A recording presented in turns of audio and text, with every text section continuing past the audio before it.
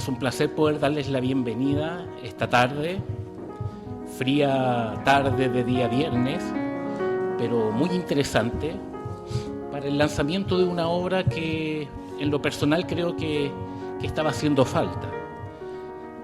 Hoy día se va a lanzar la obra Derecho de la Información Personal, Estudio del Derecho a la Protección de Datos Personales y Ley 19.628 de la abogada doña Maritza Castro Fría.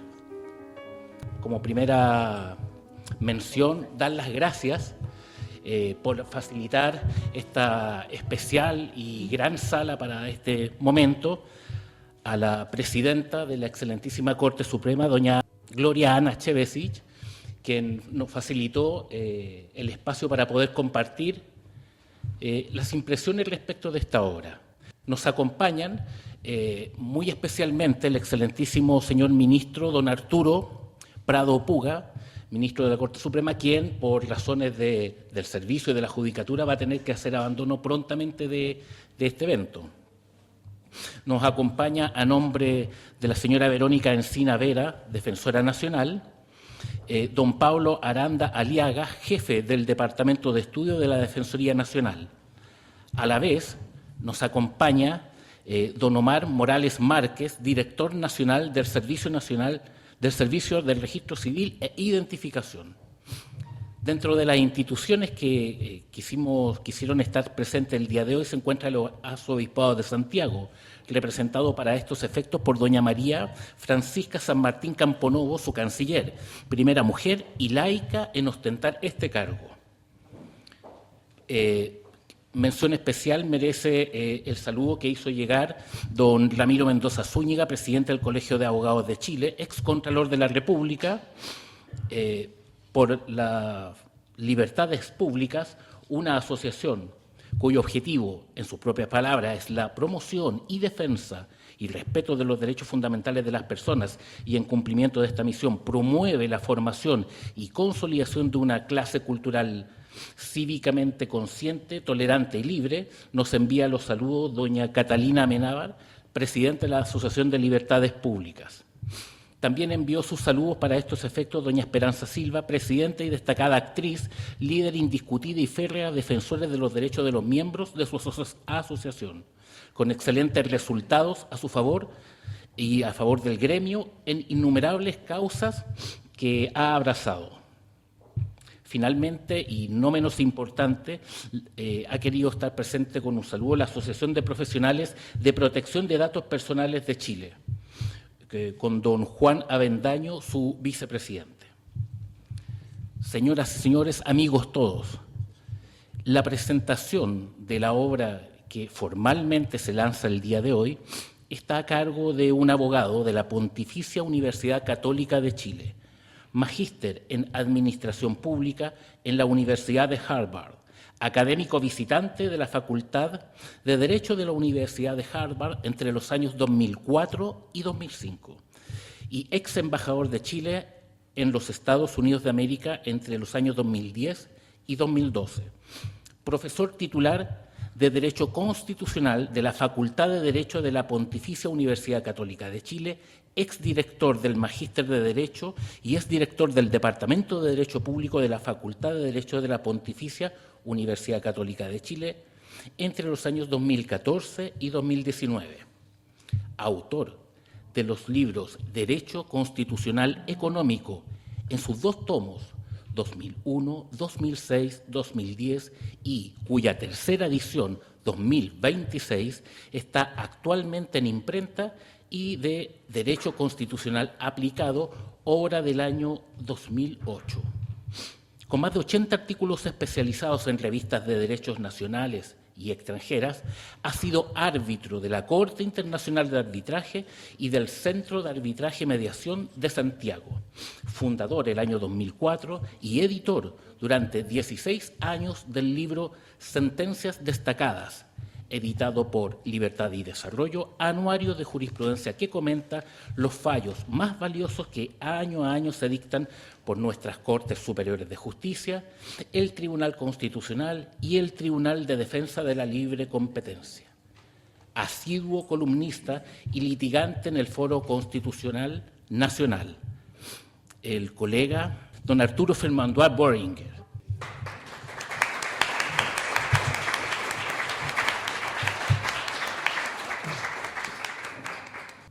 Señor Ministro de la Excelentísima Corte Suprema, don Arturo Prado Puga, señor Director del Servicio de Registro Civil e Identificación,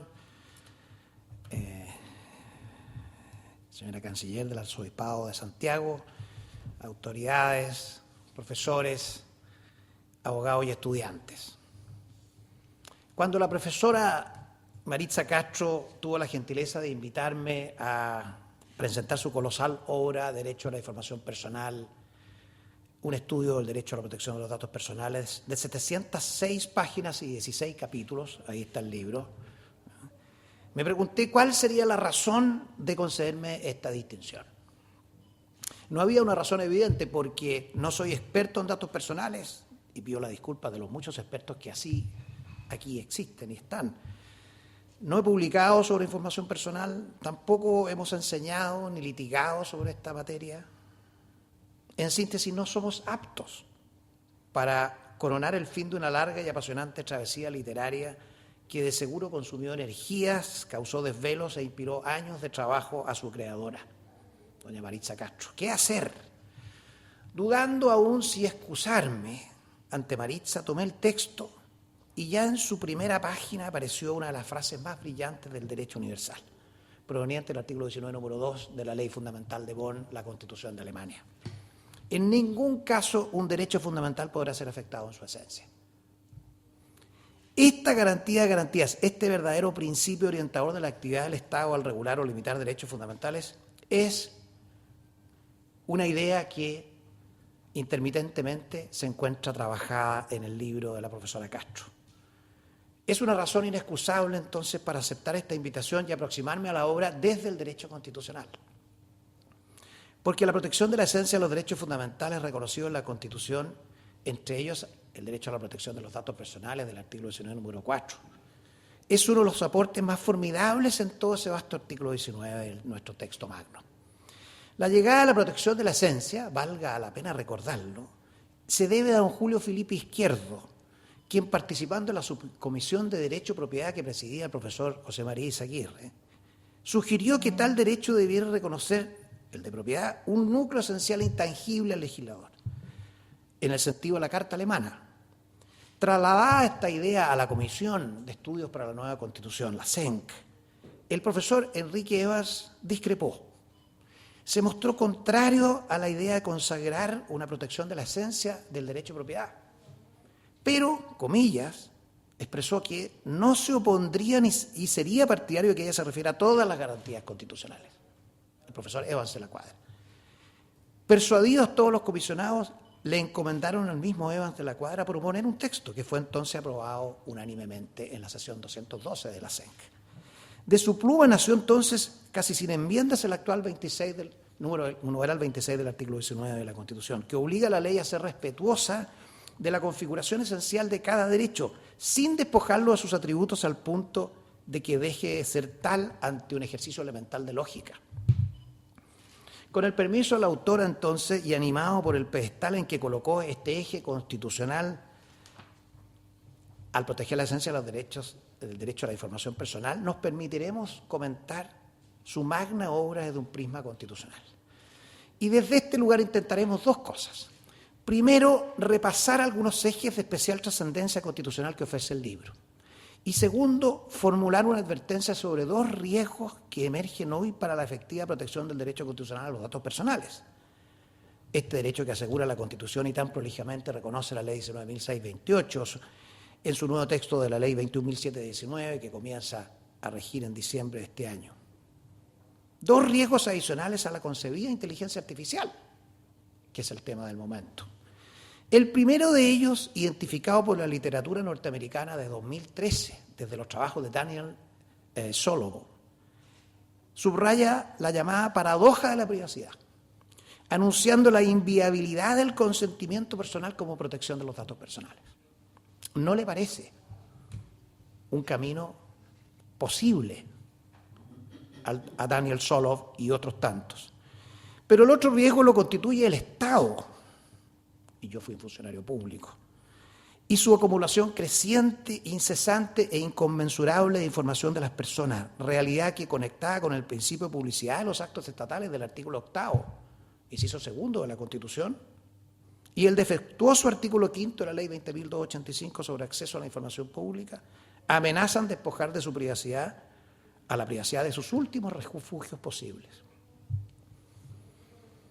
Vamos a la obra y su calidad jurídica. Comencemos por lo primero, ¿qué contiene el libro? La obra en realidad es un esfuerzo titánico de sistematización rigurosa del derecho a la información personal. Cabe felicitar a la autora y también a su familia por permitirle este formidable esfuerzo. En el libro se presentan todos los tópicos que constituyen esta vasta rama del derecho y prácticamente todas sus temáticas asociadas, desde hitos jurídicos e históricos en el nacimiento de la privacidad y seleccionados por la autora en el derecho romano, en Francia, en Alemania, hasta las responsabilidades administrativas, disciplinarias y civiles de quienes infringen sus deberes legales en materia de datos. Cada tema es primero presentado al lector, luego asociado a los preceptos correspondientes de la Ley 19.628, de la Ley 21.459 sobre delitos informáticos, de la Constitución, del Código Civil o de las correspondientes leyes administrativas 18.575, 19.880 y otras. Luego el asunto es minuciosamente sistematizado, clasificado, concordado y descrito con un método extraordinariamente preciso y lógico que nos motiva a felicitar a la autora por el rigor que colocó en esto. Ya en las primeras páginas sobre el origen de la privacidad se captura la atención del lector al repasar el caso de aquel mensajero francés detenido en 1790 por la municipalidad de Saint-Aubin, cuyo paquete de correspondencia dirigida a 2 ministros de Estado fue abierto y el conflicto detonara posteriormente la dictación de un decreto que atribuyó ya hace casi 250 años el carácter de inviolable a la correspondencia privada.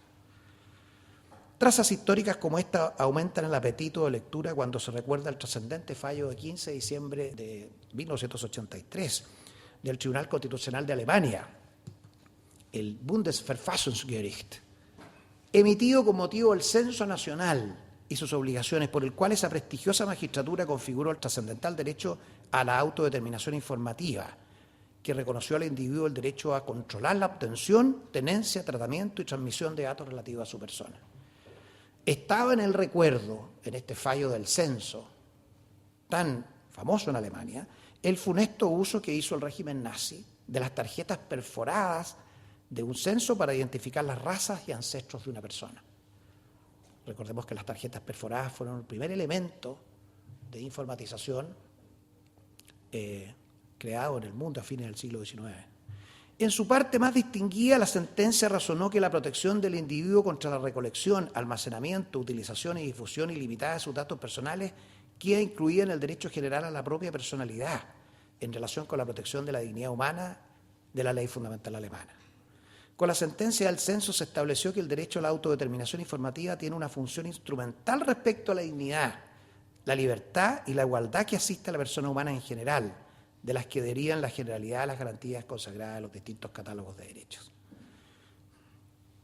Continuando con nuestro texto a presentar, a medida que los capítulos avanzan, la obra recoge una avalancha fascinante de materias, desde asuntos teóricos como el concepto del derecho a la información personal, la teoría del dato personal, el concepto de protección de datos personales y el tratamiento de esos datos, la teoría que subyace a esos derechos, sus fuentes constitucionales, los principios que informan su interpretación constitucional y legal, el sistema conceptual de la Ley 19.628, capítulo especialmente creativo de la autora, con sus 7 grupos conceptuales, desde sujetos titulares, responsables, privados y públicos, la Agencia de Protección de Datos Personales en el primer grupo, hasta las bases de datos en el 7º grupo conceptual. Ya en el capítulo 8, al repasar los principios que regulan el tratamiento de datos personales, la acumulación de materia en la obra intimida en realidad por su vastedad. Este es un capítulo crucial porque se analizan uno a uno los principios del Reglamento General de Protección de Datos de la Unión Europea, el GDPR, General Data Protection Regulation, de la ley nacional chilena que informa este tratamiento y se van dando los contornos a los intereses legítimos para esa delicada operación, para luego repasar los deberes de los derechos de los titulares de datos, en el capítulo 9. La autora recuerda que estos derechos se distinguen entre la poesía, que es el concepto, y la prosa, las herramientas legales que canalizan estos derechos, el acceso, la rectificación, la supresión o eliminación, y los intereses que prevalecen sobre esta, la oposición, el bloqueo, la portabilidad y los datos personales. Mencionemos algunos ejes constitucionales del libro. Diría que el primero es la consagración autónoma del derecho a la protección de datos personales. El capítulo 4 abre con este tema y con la historia legislativa de la Ley de Reforma Constitucional 21.096 de 2018, que agregó al número 4 del artículo 19 la frase "y asimismo la protección de los datos personales". Y a continuación, el tratamiento y protección de estos datos se efectuará en la forma y condiciones que determine la ley, es decir, reserva legal. El interés es múltiple aquí desde el punto de vista constitucional. La autora da cuenta que la moción parlamentaria trató este derecho como derivado de la intimidad y lo catalogó como un derecho de tercera generación. Esta calificación no es tan pacífica desde el punto de vista dogmático, porque los derechos de tercera generación son típicamente colectivos o de solidaridad, como el derecho a la paz o al desarrollo humano, mientras que la autodeterminación informativa es un derecho de titularidad individual. La tensión que la autora expone, sin resolverla explícitamente aquí, es si este derecho es realmente autónomo o meramente derivado de la honra y la privacidad, como sugiere la Constitución. Segundo, la autora distingue con claridad la doble protección constitucional. Por un lado, la garantía subjetiva, la persona tiene derecho a la protección de sus datos, y la reserva de ley. Solo la ley puede determinar las formas y condiciones del tratamiento, lo que excluye tanto la regulación infralegal como la discrecionalidad administrativa. La libertad informática en la doctrina comparada. Esta es otra materia que el texto desarrolla.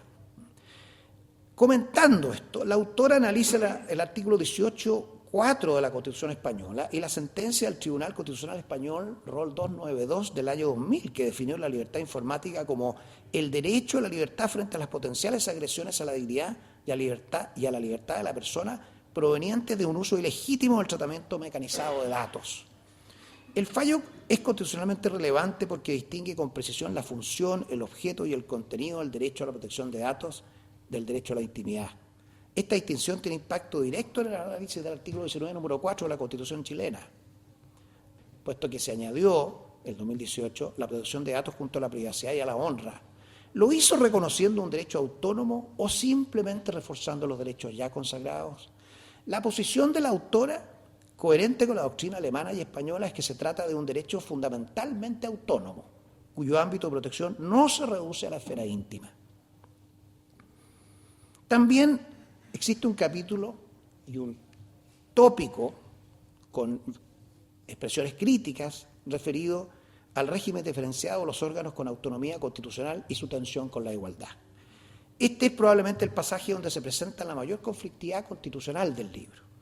El artículo 54 de la Ley 19.628 crea, en su nuevo texto, crea la categoría de responsables constitucionales: Congreso, Poder Judicial, Contraloría, Tribunal Constitucional, Banco Central, Ministerio Público, CERVEL, Justicia Electoral y tribunales especiales, y les otorga un régimen de tratamiento de datos sin consentimiento más amplio que el resto de los órganos públicos. Más gravemente, el artículo 55 de la misma ley establece que los titulares de datos ejercerán sus derechos ante estos órganos de acuerdo a procedimientos racionales y justos, que es un mandato de la Constitución, el artículo 19, número 3, y ante los organismos que dispongan estas instituciones, delegando a los propios órganos la definición del procedimiento. La autora califica esta norma como contraria a las múltiples garantías constitucionales, 19, número 2 y 3, e incluso, comillas, la garantía específica del artículo 19, número 4, en cuanto a que la protección y tratamiento de los datos personales se establece en la forma y condiciones que determine la ley. Adicionalmente, la reclamación judicial del artículo 55, que solo procede ante la Contraloría, Ministerio Público, Banco Central y CERVEL, introduce una segunda capa de diferenciación, los llamados responsables constitucionales más privilegiados, cuyas decisiones en materia de datos no admiten el recurso especial judicial. Todo lo anterior lleva a la autora a concluir que la ley nuevamente desprotege al titular de su derecho fundamental e incluso discrimina en contra de responsables de datos.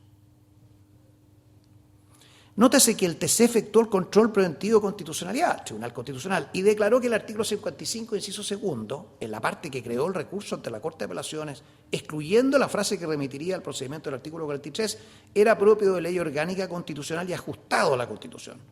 Sin embargo, sobre el inciso primero del mismo artículo, aquel que delega el procedimiento a los propios órganos, el TC no emitió pronunciamiento de fondo en el control preventivo, lo que deja abierta la posibilidad de posteriores inaplicabilidades a su control concreto. Vamos al capítulo séptimo sobre intereses legítimos. La autora examina en este capítulo el concepto de interés legítimo y los motivos legítimos imperiosos. El interés legítimo es una categoría que el nuevo texto legal introduce en 6 pasajes distintos sin definirla. Partiendo de las acepciones de la Real Academia, para interés y legítimo la obra construye una definición propia, conveniencia de distinto orden asociada a una persona natural o jurídica que sin constituir un derecho subjetivo no resulta contrario al ordenamiento vigente. A partir de ahí explora la estrecha relación y eventual superposición entre interés legítimo y derecho subjetivo, apoyándose en la doctrina civil clásica de Alessandri, autor civilista muy citado en la obra, sobre la naturaleza de este último. Ahí se ve el sello de su facultad de la Universidad de Chile. Honrada permanentemente con citas al profesor Alessandri, aquel decano cuyas obras han trascendido tanto al derecho privado y continental. A continuación, la obra recorre sistemáticamente los 6 pasajes del nuevo texto de la Ley 19.628 en que se invoca el interés legítimo y destaca que la ley chilena sigue, aunque de manera imperfecta, la lógica de ponderación del artículo 6.1, letra F, del Reglamento General de Protección de Datos de la Unión Europea, exigiendo el interés legítimo del responsable de un tercero no prevalezca sobre los derechos y libertades del titular. Llama la atención en este punto que el legislador haya optado por incorporar una cláusula tan abierta como la de interés legítimo sin acompañarla de una definición que acote su extensión semántica, decisión que entraña un cierto riesgo para la reserva legal que el propio artículo 19, número 4, exige en materia de datos personales. Estimados asistentes, podríamos continuar repasando el contenido de los siguientes 7 capítulos de esta voluminosa obra, subrayando sus muchos aciertos posibles vértices pendientes. Pero sabemos que debemos cerrar en breve, eso entiendo. Y si nos proponemos dejar algunas ideas de orden constitucional, mejor de hacerlo de inmediato. Entonces, permítame, asistentes, 2 advertencias personales sobre el actual panorama de la privacidad. Uno, el que me permito llamar el consentimiento real inviable.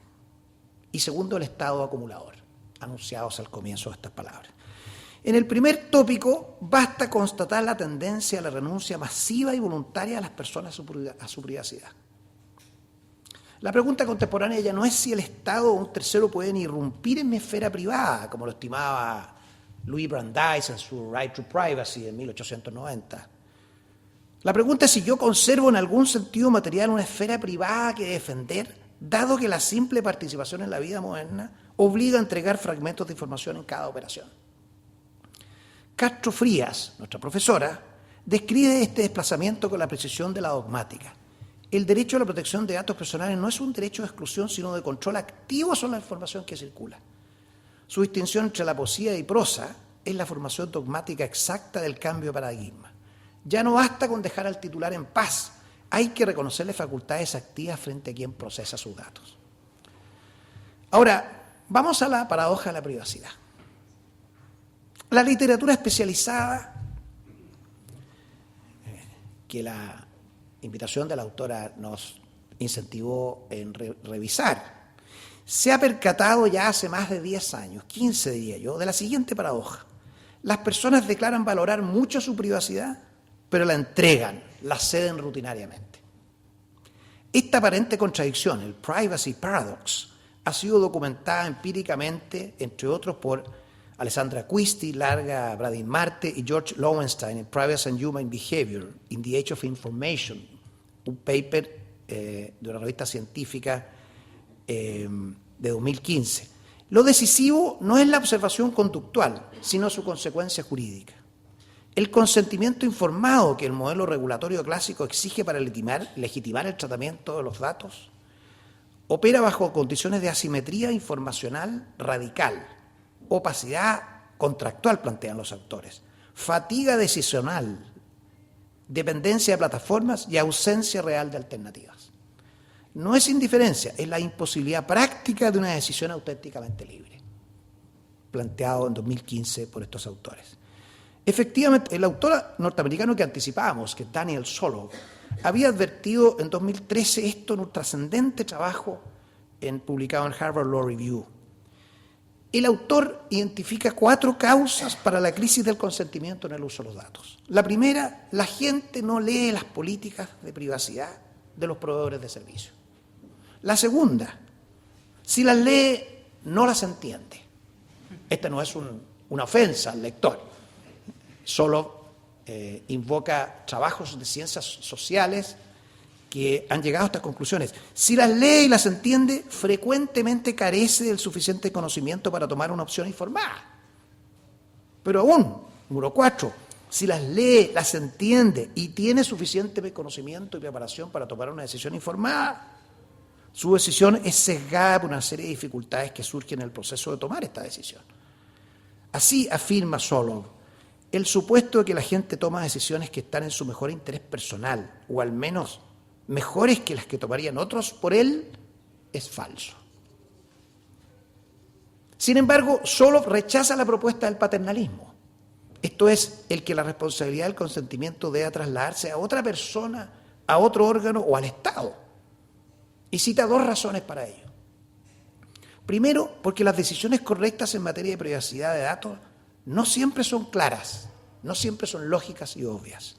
Así como en la mayoría de los casos una exposición intensa a redes sociales puede ser desastrosa para una persona, en algunos casos, dice Daniel Solov, puede esa persona usar las redes para fines virtuosos, como aquel enfermo de bulimia que sanó y desea compartir su experiencia para ayudar a otros. Se pregunta Solov, ¿debe la ley prohibirle compartir su historia? Es complejo sustituir el consentimiento por la voluntad de un tercero, porque al mismo tiempo se constata que la gente muchas veces quiere compartir sus datos, desea que le envíen catálogos, desea ser georreferenciada, que le recomienden productos. Y en segundo lugar, este autor atribuye importantes beneficios sociales al análisis de datos.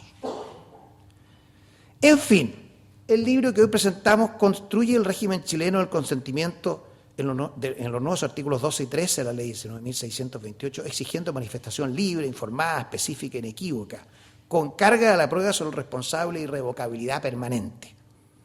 Nuestra autora, Maritza Castro, insiste además en que el consentimiento no es la única causal del ilícito, coexiste con el interés legítimo, la ejecución contractual, la obligación legal y la protección del interés vital. Permítame algunas trazas sobre el derecho europeo en esta materia, que también nos incentivó a revisar esta invitación de la profesora Castro. El derecho europeo ha respondido endureciendo el estándar de libertad del consentimiento. Fíjese que el Tribunal de Justicia de la Unión Europea, en las sentencias Planet 49 de 2019, descartó las casillas premarcadas para las cookies, aquellas que todos conocemos. Después, en Orange Romania de 2020, reforzó la exigencia de manifestación activa. En Meta Platforms versus Bundeskartellamt de 2023, sostuvo que la posición dominante de la plataforma impide presumir un consentimiento libre. En el considerando 43 de la Regulación General de Protección de Datos lo codifica. No hay consentimiento libre cuando existe un desequilibrio claro entre las partes. Ahora, vamos a Estados Unidos para ir cerrando. En Estados Unidos la sentencia que mejor captura la dimensión contemporánea es relativamente antigua, es Carpenter versus United States. En esta, la Corte Suprema, en mayoría escrita por Chief Justice Roberts, sostuvo que el acceso del gobierno a 7 días de datos de localización celular sin orden judicial constituye un search, es decir, una búsqueda no razonable. La Constitución americana, en la cuarta enmienda, protege el derecho a las unreasonable searches. La sentencia ofrece la fórmula precisa para nuestra primera idea. Una persona no renuncia a la protección de la cuarta enmienda por participar simplemente en la vía pública. Y la respuesta al privacy paradox está aquí. La entrega de datos en la vida moderna no es una renuncia voluntaria al derecho fundamental. Y si la entrega cotidiana de datos en la vida no es una renuncia voluntaria al derecho fundamental porque no hay alternativa real a participar en la vida moderna, entonces el ordenamiento debe proteger el derecho independientemente del consentimiento del titular. El consentimiento es una de las vías del ejercicio del derecho, no es su frontera. La línea argumental que abre Castro Frías, principios irrenunciables, es precisamente la traducción dogmática chilena de esta exigencia constitucional. Vamos a la segunda reflexión y final que alude al Estado. Permítame aquí, estimados asistentes, un verdadero clamor jurídico, un llamado. La publicidad constitucional de los actos del Estado arriesga transformar en público todos los datos personales que obran en su poder. El sano principio de probidad, inserto ahí el artículo 8 de la Constitución, el nuevo artículo 8 de 2005 en adelante, como base de la institucionalidad, abrió paradojalmente un riesgo nuevo, que la publicidad de los actos del Estado, aquella frase que continúa, son públicos los actos del Estado, sus procedimientos y sus fundamentos, se transforma en el resorte constitucional del fin de la privacidad. Esta contingencia es simple. Mientras la Carta Fundamental declara acertadamente públicos solo los actos del Estado, el artículo 5 de la Ley 20.285 sobre acceso a la información pública extiende esta publicidad a, comillas, como ustedes recuerdan, la información elaborada con presupuesto público y toda otra información que obre en poder de los órganos de la Administración, cualquiera su formato, soporte, fecha de creación, origen, clasificación, procesamiento.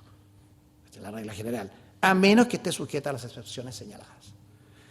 Es decir, cada vez que el Estado recolecte datos personales para sus múltiples benignos propósitos, esos datos arriesgan llegar a la esfera pública, porque naturalmente obrarán en poder del Estado, permanecerán en ella.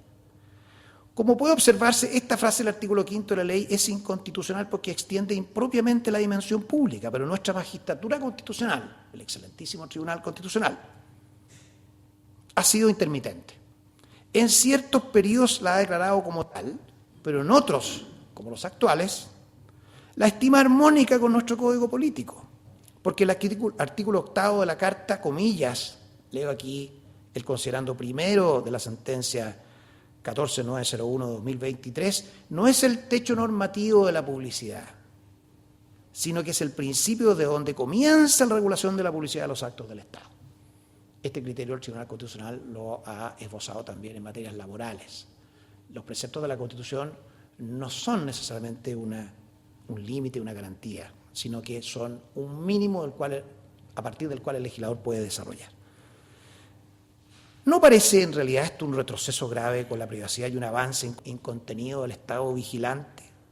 Con más de 25 ministerios y 12 superintendencias, nadie dispone de más información que el Estado. ¿Qué ofrece el libro aquí? Opera como una caja de herramientas de defensa al tratar en su capítulo 13 el control del Estado acumulador. El libro dedica el capítulo 13 completo al tratamiento de los datos por órganos públicos. La autora construye dos categorías originales que son útiles para esta segunda idea. Distingue entre responsables públicos, no constitucionales y responsables constitucionales, y entre los segundos los más privilegiados y los menos privilegiados. Y segundo, la autora analiza con rigor la comunicación y cesión pública de datos personales entre órganos del Estado. La regla general es la licitud condicionada al cumplimiento del fin propio del cesionario, pero la práctica administrativa chilena tiende a tratar los datos como recurso interoperable entre servicios sin un control riguroso de finalidad. Esta es exactamente la grieta por la que la acumulación de buenos pretextos se transforma en una vigilancia difusa. Vamos a qué solución dogmática ofrece el derecho ante esta paradoja. Diría que es la integridad contextual en unión con el principio de finalidad. Helen Nissenbaum ha ofrecido la mejor formulación dogmática de este problema en un artículo que se llama Privacy in Context, en Stanford Law Review. Dice, el flujo de información es legítimo solo cuando respeta las normas contextuales del ámbito en que el dato fue recogido. El dato fiscal entregado al Servicio de Impuestos Internos tiene una finalidad fiscal, no una finalidad policial o crediticia. El dato de salud entregado a FONASA no es un insumo para la evaluación previsional automatizada. Cada sesión interorgánica que altere el contexto exige justificación constitucional independiente. La traducción operativa de esto es el principio de finalidad del artículo 3, letra B de la ley. La jurisprudencia comparada al Tribunal de Justicia de la Unión Europea ha invalidado la retención generalizada e indiscriminada de datos, en el caso Digital Rights versus Ireland, en 2014, y también en Tele2 Sverige. En otro caso de 2020, la Quadrature du Net y el propio Tribunal Alemán Constitucional anuló el régimen alemán de retención obligatoria por falta de garantías procedimentales. En materia interamericana, el caso Echer versus Brasil, 2009, y Tristán Donoso versus Panamá, en 2009, exigen reserva legal estricta y proporcionalidad en interceptaciones y manejo de información personal. Y en Estados Unidos, ya en Wallen versus Road, un fallo antiguo del año 1977, se reconoció, aunque se desestimó la impugnación, el interés constitucional en evitar la divulgación administrativa de asuntos personales, abriendo la línea del Constitutional Information Privacy, que después desarrollaron otros autores como Solo, el que hemos conversado, más Schwartz y Strandberg. Estimados asistentes, no podemos continuar, se agotó el tiempo. Nos hemos excedido, mis disculpas. La fascinación del tema que el libro de la profesora Castro nos ha inyectado debe ceder ante el protocolo de esta ceremonia. Y para cerrar en solo 30 segundos, haremos como Galileo y su porfiada frase, al retractarse de sus descubrimientos sobre el movimiento de la Tierra en torno al Sol. Una vez salvado de esa hoguera que se cernía ante su entonces herejía, cuando susurrando para sus adentros, balbuceó, «Eppur si muove», y sin embargo se mueve. Repetiremos para nuestros adentros esta porfiada verdad científica, aún en su momento más angustioso, asfixiadas por la inteligencia artificial, el Estado y la vida moderna, la privacidad, la intimidad y la autodeterminación informativa serán efectivamente rescatadas de la hoguera por el derecho público y por ilustres académicos como Maritza Castro Frías. Muchas gracias.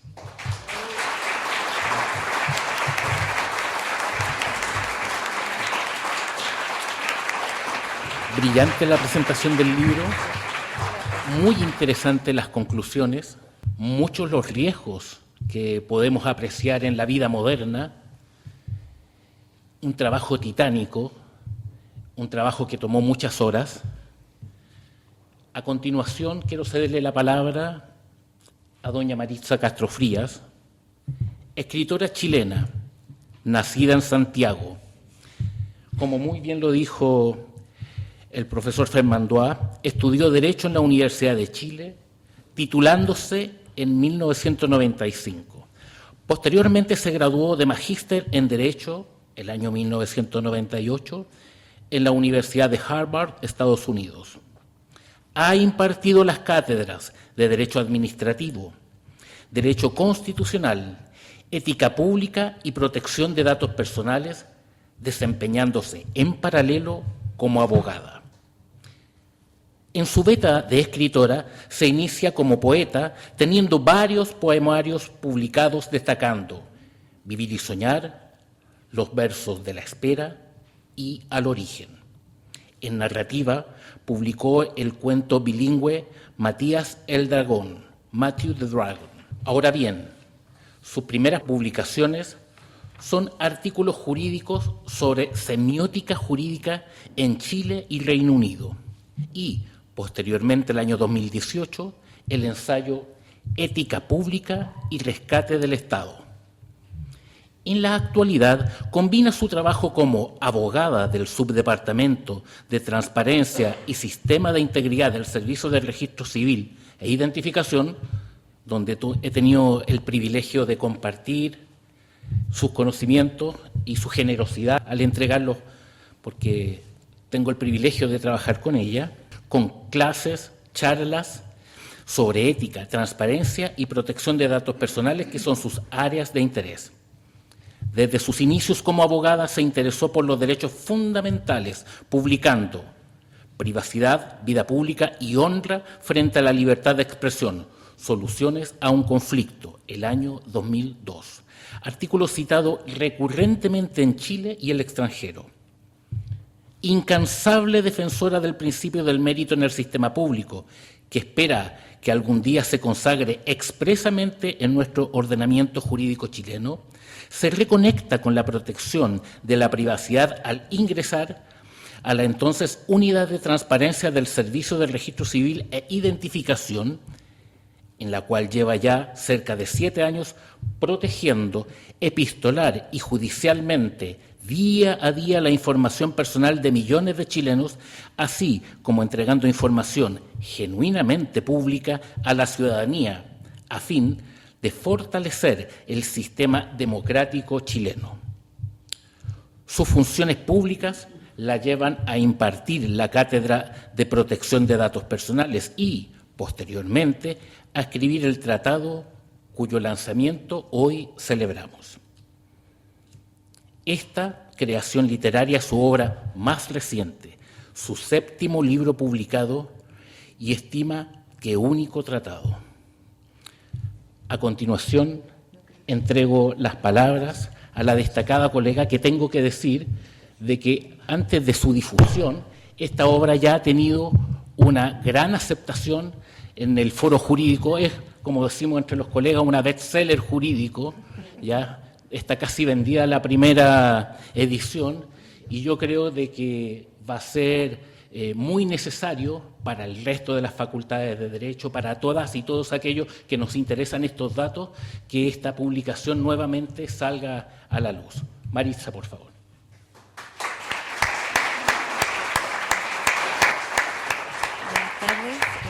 Muchas gracias a todos y cada uno de ustedes que me acompañan.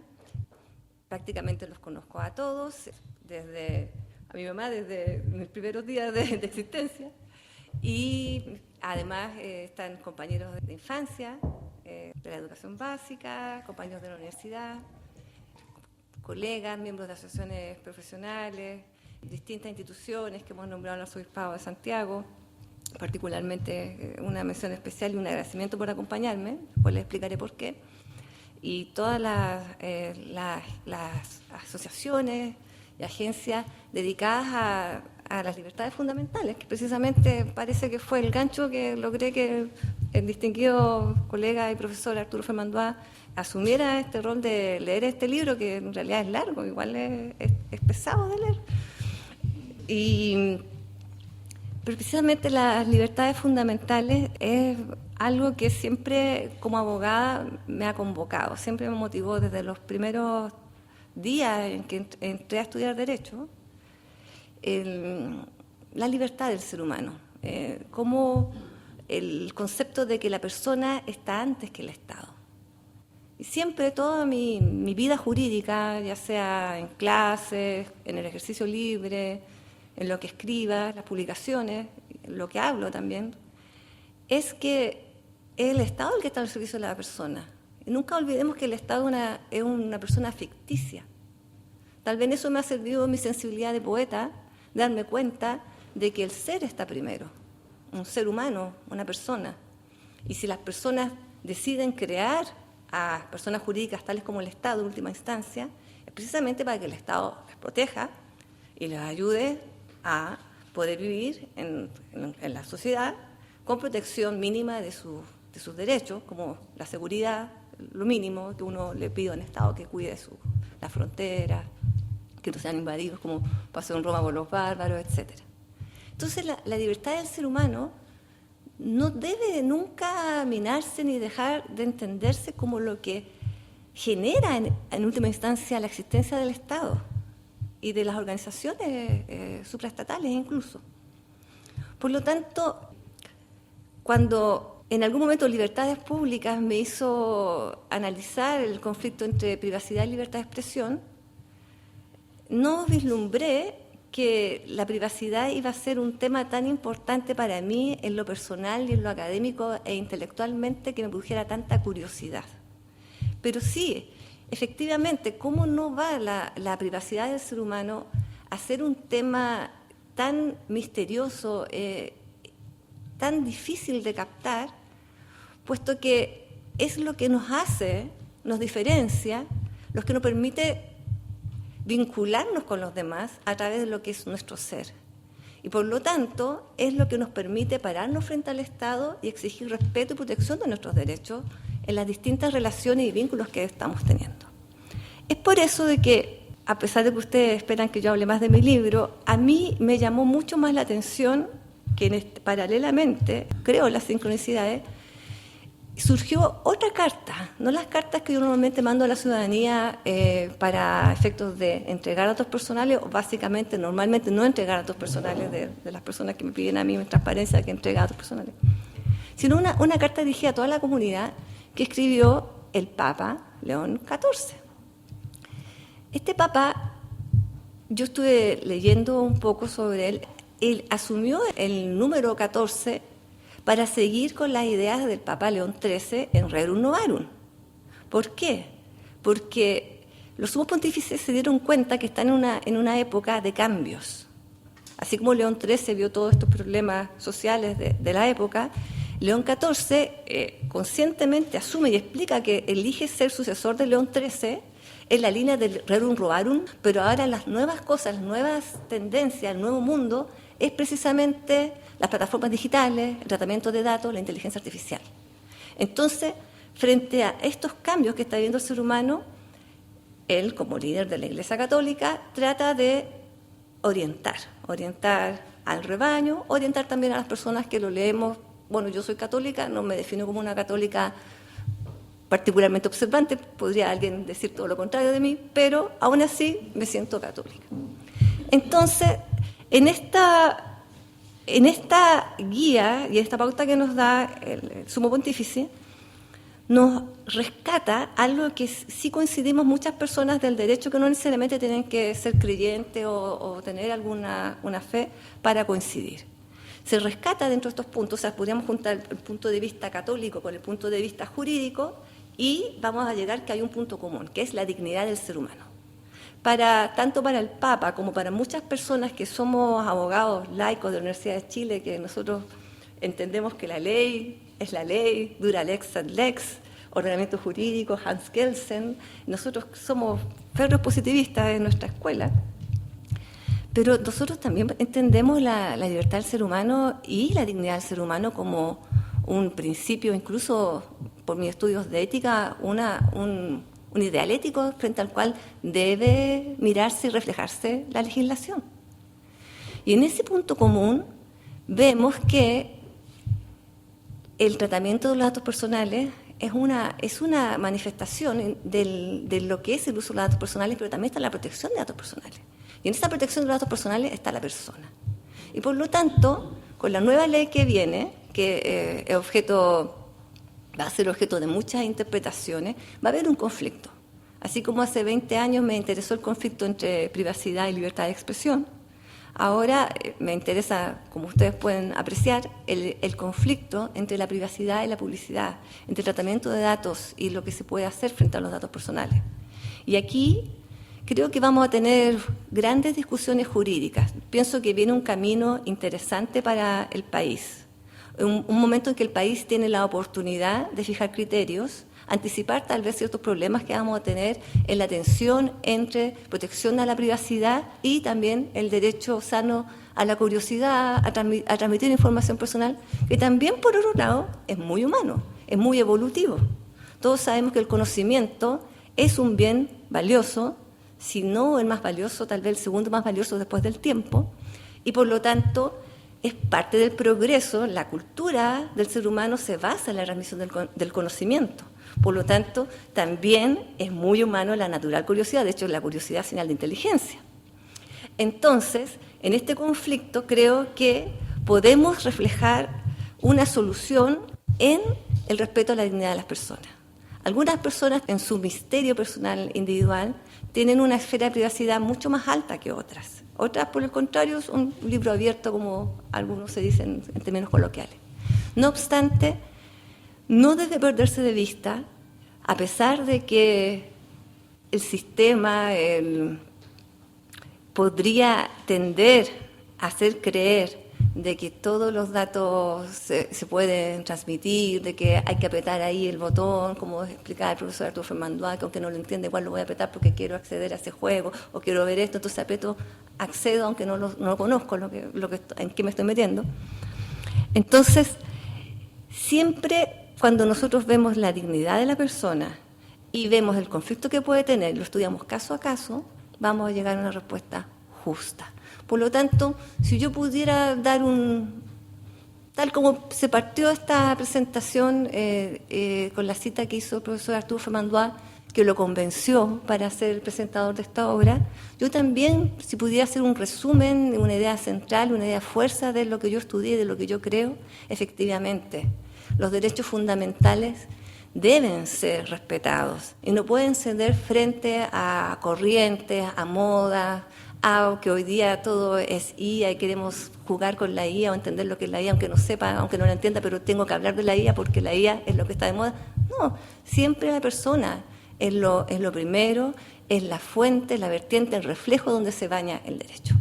Y por lo tanto, les agradezco enormemente a todos y cada uno su presencia acá. Muchos de los presentes son destacadas personas en datos personales. No mencionaré a algunos para no omitir a otros, pero aquí ustedes ya se han visto, ya saben quiénes están presentes. Así que yo les agradezco a todos su presencia, me honran con su presencia, y a mis amigos, a mis colegas y a los miembros de las asociaciones que trabajan con esto, también les agradezco su presencia, sin dejar de dar especial agradecimiento a mi amigo Osvaldo por ayudarme en esta presentación, y espero a mi nuevo amigo don Arturo Fermandois para que sigamos trabajando con estos temas de datos personales y la protección del ser humano frente a los avances a veces inconstitucionales del Estado respecto a sus derechos. Muchas gracias.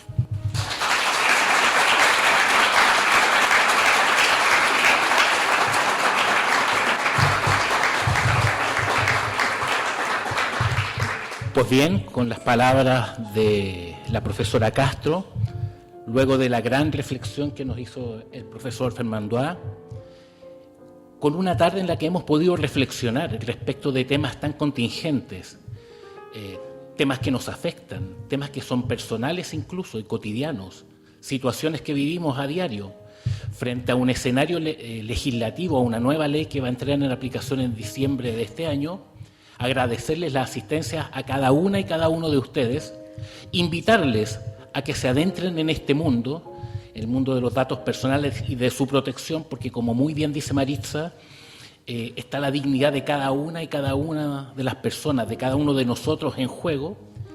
Invitarles a que tengamos un brindis de saludo, de felicidad, de alegría por el momento y por la obra magna concluida, y podamos compartir unos segundos antes de continuar con nuestras vidas personales. Muchas gracias.